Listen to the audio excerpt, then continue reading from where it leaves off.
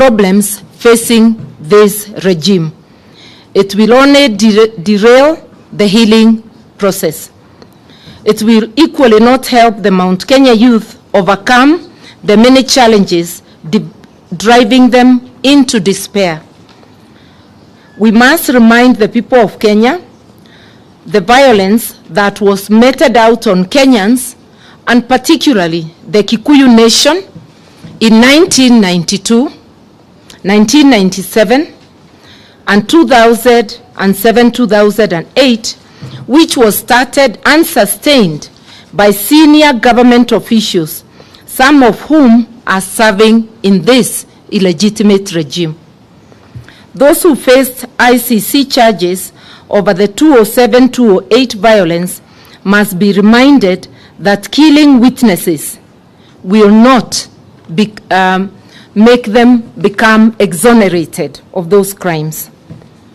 Further, we wish to remind the people of Mount Kenya that the attempt to target, isolate, and finish established leaders and political parties of the region has happened before with grim consequences.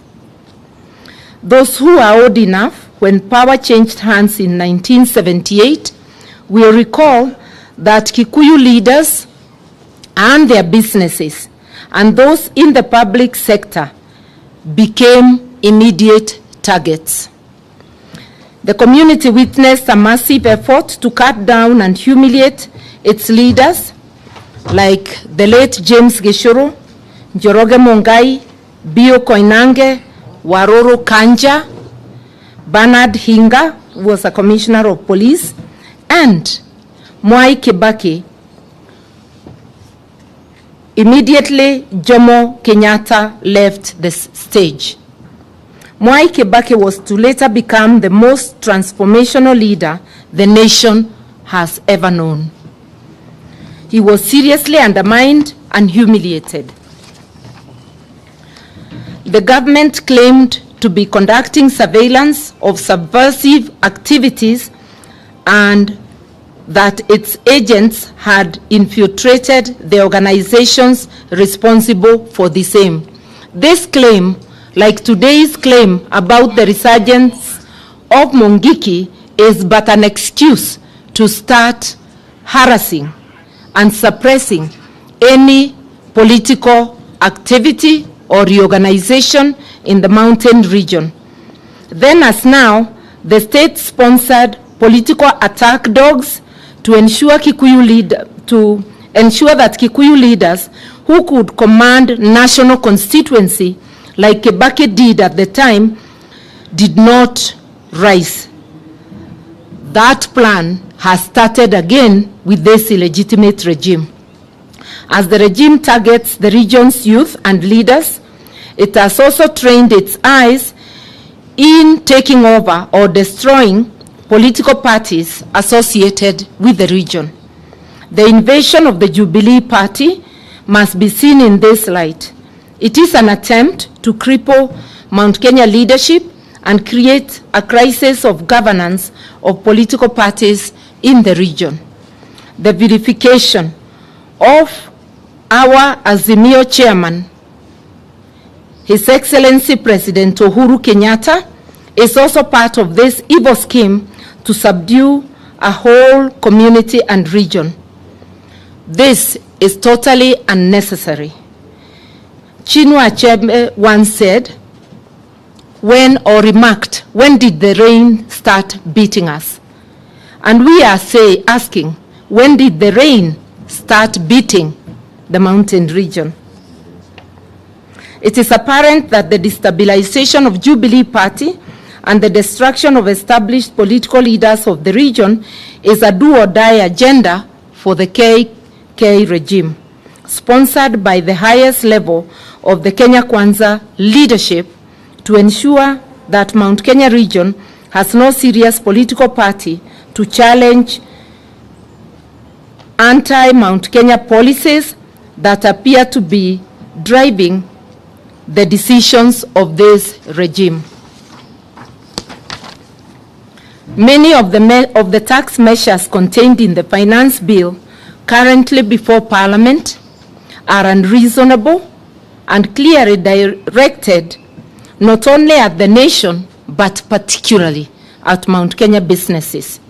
The proposed turnover tax is basically a tax on assets whose primary objective is to impoverish the mamambogas, bodabodas, and other vulnerable Kenyans struggling to make a living in these difficult economic circumstances. The majority of these businesses, small businesses, are owned largely by men and women of the mountain region. I will invite my colleague, Honorable Kioni, to read the conclusion.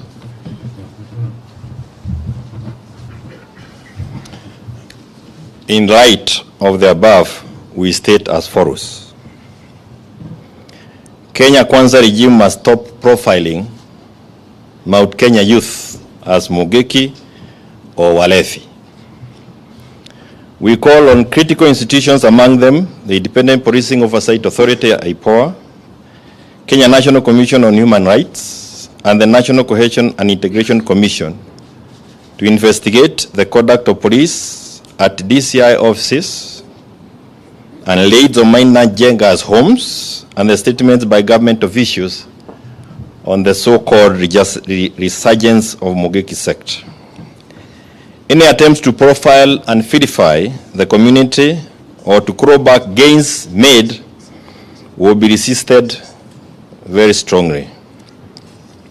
We will resist KK regime economic policies that are designed to oppress, deprive, or curtail economic opportunities of any of the communities that make up the state known as Kenya.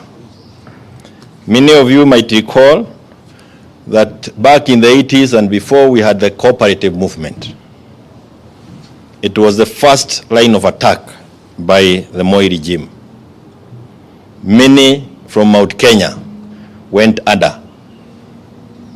We now can see another onslaught on the chamas, the merry-go-rounds, another onslaught on those groupings that are quite predominant within Mount Kenya. We will continue monitoring, documenting, and responding to emerging policy and human rights abuses affecting Mount Kenya region and any acts that are outside the rule of law.